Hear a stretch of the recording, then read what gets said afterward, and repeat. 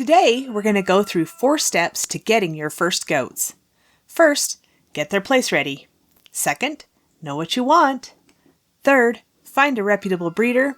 And fourth, questions to ask. When we're done, you'll know what needs to be ready on your homestead and how to shop for your goats. Hey friends, welcome to the Get Goat-Wise podcast. I'm Millie Bradshaw, animal scientist, cattle girl turned goat rancher, co-owner of Dry Creek Livestock, and simple living enthusiast. Here we'll talk about raising goats, chickens, and other homestead livestock, how to create sustainable animal management systems that actually work, and a bit of off-grid life with kids and livestock.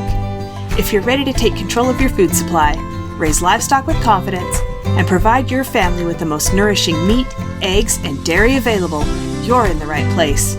Kick off your muck boots, pour a cup of coffee, and let's talk livestock.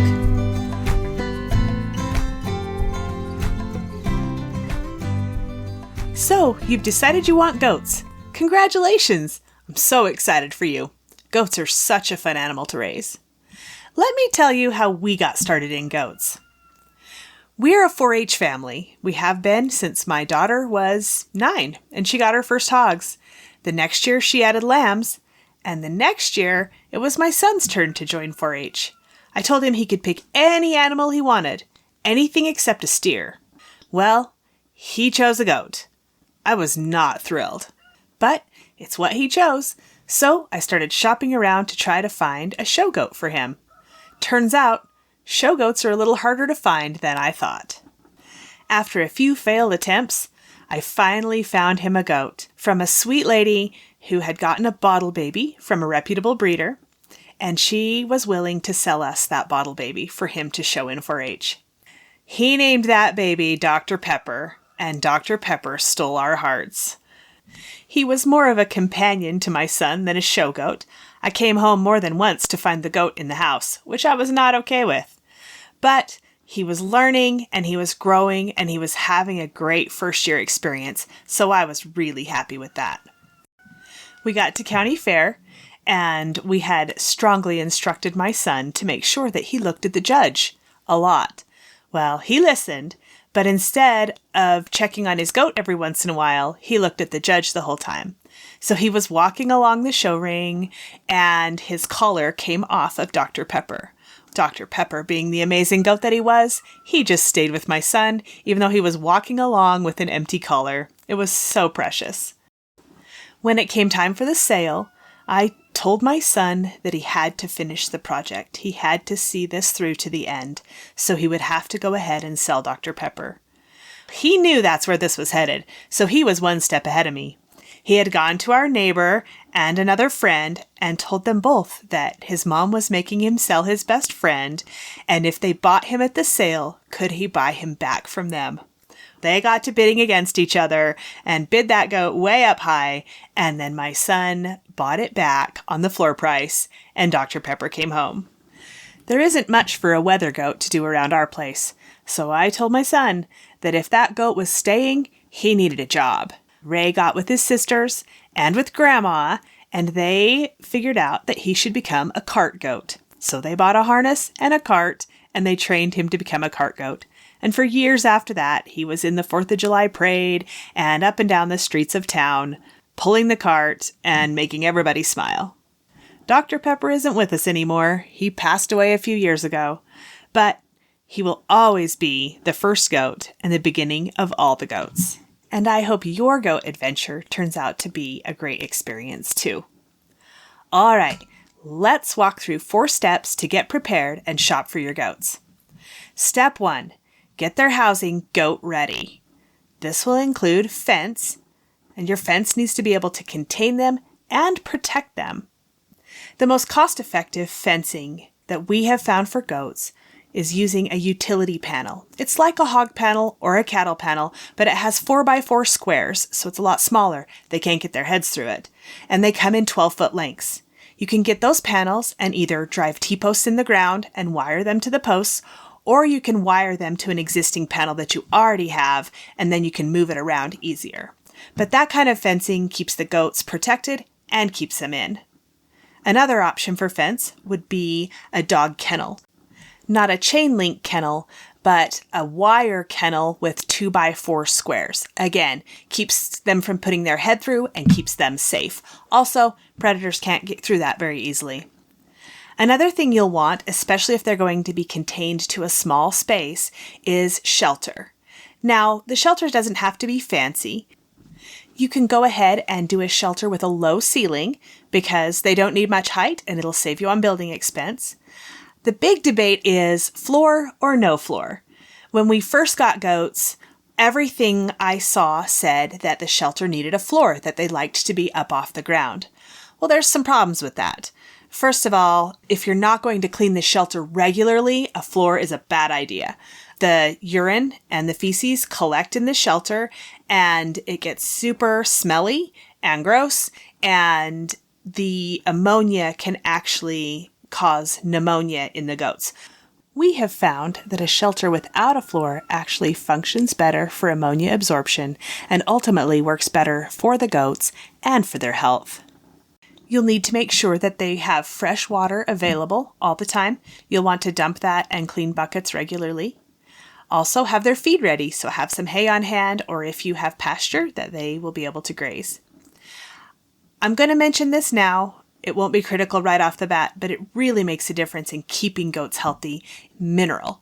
I mix up my own mineral because I couldn't find a mineral to purchase locally that the goats liked and actually met their needs.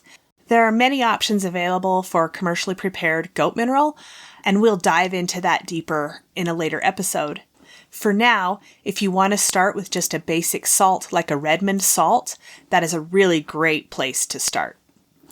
If you are going to get a dairy goat, you'll want to have a milking stand and milking supplies ready if you buy a goat that is already in milk. On to step 2. Know what you want. What will be the purpose or job of the goats you purchase? You need to know their function, and you need to know what breed you would like. First, let's talk about meat goats. Some common meat breeds are Spanish, Kiko, Boer, and Savannah. Goat meat is not a familiar meat for most people. However, it is widely consumed worldwide, and in fact, by pounds, is the most widely consumed meat in the world. It might be worth a try. My girls actually love goat meat. And a big benefit, as far as ruminant animals go, is that it's faster to get to the final product. You can harvest a goat at 6 months to 1 year old and much lower inputs compared to large ruminants like beef. Something to think about before you buy is to purchase a goat to try the meat before you jump into raising goats. And another option, if you don't like eating goat meat, the U.S. imports a huge amount of goat meat every year, so there is a big market for meat goats. Rather than eat the goats yourself, you could raise them to sell or trade for a meat you prefer. If you're looking for a dairy goat, common breeds are Nubian, Alpine, Saanen, La Mancha, and Nigerian Dwarf. There's some great options there. If you want a smaller goat, the Nigerian Dwarf is great. They have a high butter fat level, and a lot of people really love them. I started with a Nigerian Dwarf. I simply needed more volume when I was feeding bottle babies, so I moved on to larger breeds. There are also fiber goats, like Angora goats for mohair. Now, cashmere grows on most other breeds. That's different. If you're searching for a companion or a pet, you may want to consider a bottle baby. There's a lot of work involved, but nothing will love you more than a baby you have fed with a bottle. And I'm also going to suggest getting a wether, if you are going to have a single goat especially. Wethers make great pets because they bond to you. The does, on the other hand, will often wander off when they come into heat looking for a buck, and that's not very pleasant to have your goat wandering all over the neighborhood. On to step 3. Find a reputable breeder, preferably in your area and not necessarily a registered breeder. How do you find a reputable breeder? Ask your goat friends. That's the best way to find a good breeder. If you don't have any local goat friends, here are some places you can check. There is a breeders directory on goatrancher.com. I'll link that in the show notes. The other thing you can do is Google meat goat breeders near me or dairy goat breeders near me, and then check out their website and social media before you contact them. Once you find a breeder that you're interested in purchasing from, contact them and ask what they have for sale, and then set up a time to look. After that, we're going to move on to step 4, ask the right questions. When you go to look at goats, you're going to need to ask some questions that are very important. First, just ask, tell me about this goat. What's its age, its breeding, temperament? My second question, is this goat a jumper? That's very important to me. It may not be that important to you, but I can't have goats around here that are going to be jumping all the fences. Once a jumper, always a jumper. Next question, any hoof rot problems? Hoof rot can be carried to your place, so if you bring home a goat with hoof rot, you will have future hoof rot. The next question is, do you test, and specifically for Johne's, CAE, which is caprine arthritis and encephalitis, and CL, which is caseous lymphadenitis. In general, dairy breeders do test, and meat breeders don't. If they say they do not test, it's always okay to ask, would you mind if I paid for testing? Some breeders don't like this, and that's okay. Move on to the next breeder. And here's why. I want you to start with the most healthy goats you can possibly have. That will save you so much headache, heartache, problems, and expense. And a lot of these diseases are carried in the soil and will be passed on to any new goats you bring in. You just will never be able to get rid of them. In my opinion, Johne's and CAE are unacceptable. However, CL can be managed, and it's not a deal breaker for me in the meat goats, but I would not purchase a CL positive dairy goat. But if I were starting from scratch at the very beginning, I would not buy a goat that was CL positive. My last question is always, is there anything else I need to know? This kind of opens the door for them to share any issues or kidding difficulties or things that may have not come up in the other questions and give you information that will help you make an informed decision. Okay, that's our 4 steps. Now I'm just going to give you a few tips that will help in your general goat purchasing process. First of all, unless you're purchasing a wether as a pet, you need a minimum of 2.